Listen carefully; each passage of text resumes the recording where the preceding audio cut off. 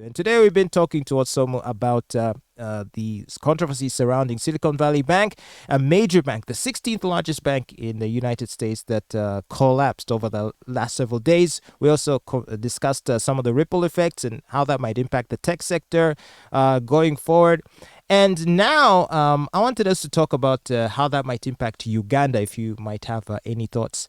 Of course, we live in a global village. Everything seems to be intertwined and interconnected. Do you see those recent ripples in the U.S. banking sector having an effect on our banking sector here, or the tech sector in general? Yeah, what we have is interest rates rises in the U.S. Mhm. They've already affected us drastically.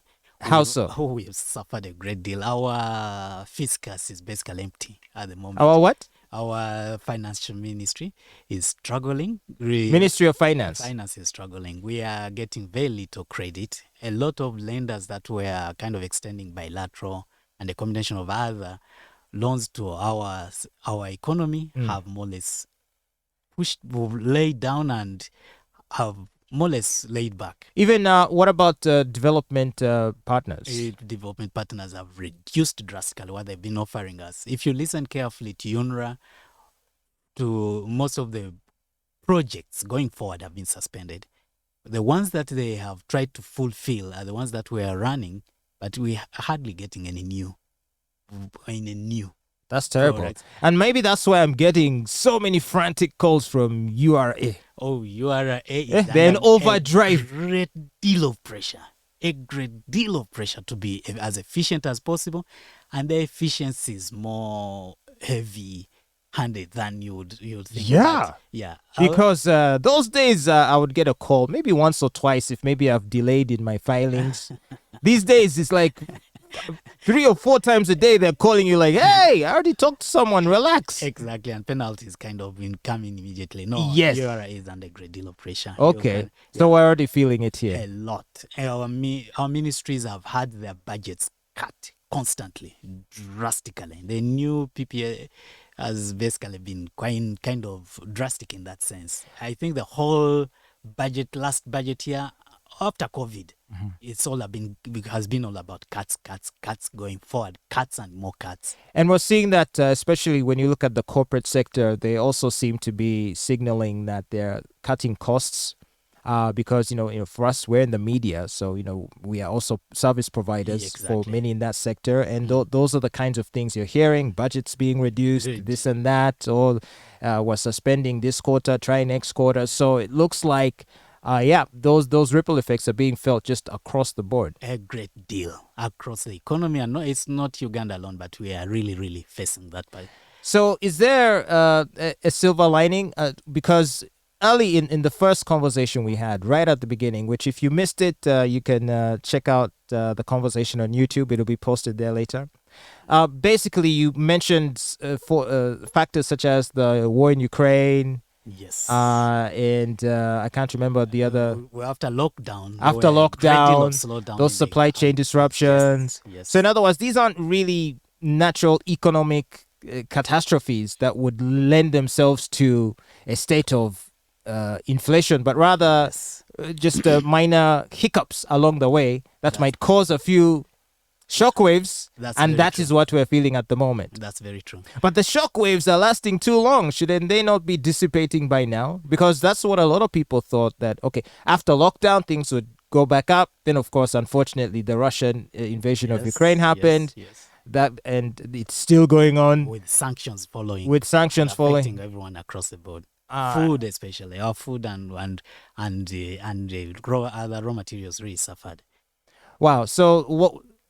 do we now have to wait for the war to be ended and sanctions on Russia lifted? Like, until then, are we not going to see any recalibration of the economy? I think the biggest issue is that there seems to have been a return to geopolitics in a more brutal kind of way.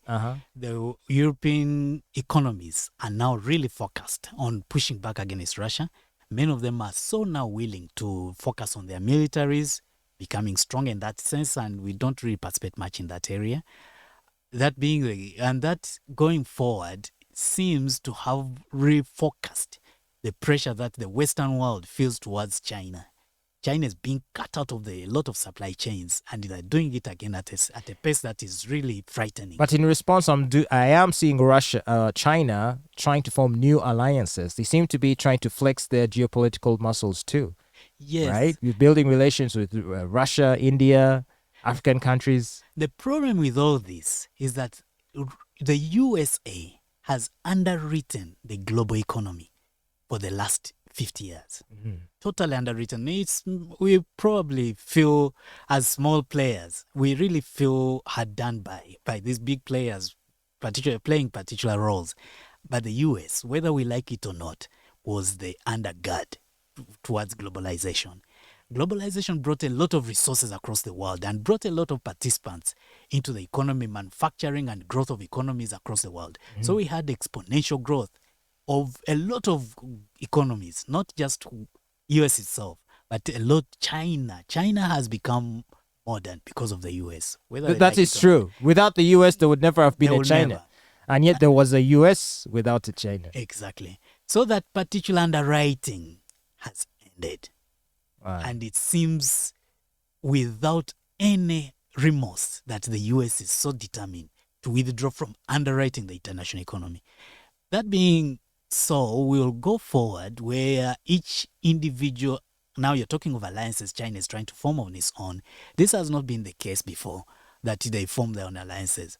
Before this particular global underwriting by the US, we had gunboat diplomacy, where individual countries did their own thing and would grab anyone's resources on the high seas. Mm-hmm. Now that each and every individual may be required to do their own underwriting, the expense to transportation on the high seas becomes astronomical. It will crash a global economy. So you think China's attempt to, I guess, I wouldn't say go it alone, but to position themselves as a counter force isn't really viable? It's not. It's not for globalization, first of all, and the international community for that. It could be for China within its areas that it could, say, bully Vietnam, who will look to the US for help. It would bully Taiwan, who would again look to the US, on and on and on. We'll have those kinds of on and counter and off and on, like you've seen with Ukraine and Russia. Yes, Russia has entered Ukraine. Yes, it has. They've gone through a brutal 1 year.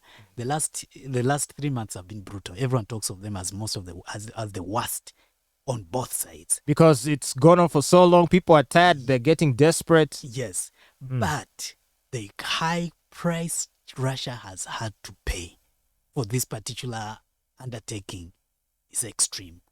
Yes, the US may go through all that, but it's not paying by blood directly. It's expending a lot on armaments and a great deal of other things.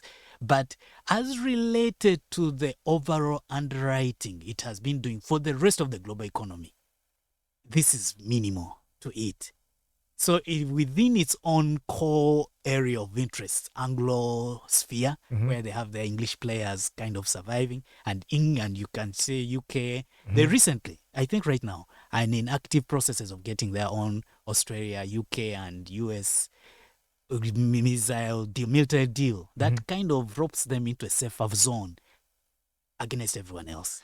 Okay, so that being the case, if the idea is for the global economy to get to a point of restabilization, one of the things that would have to happen is, I guess, maybe a more open. A what? A more open and rather than confrontational approach to many of these things.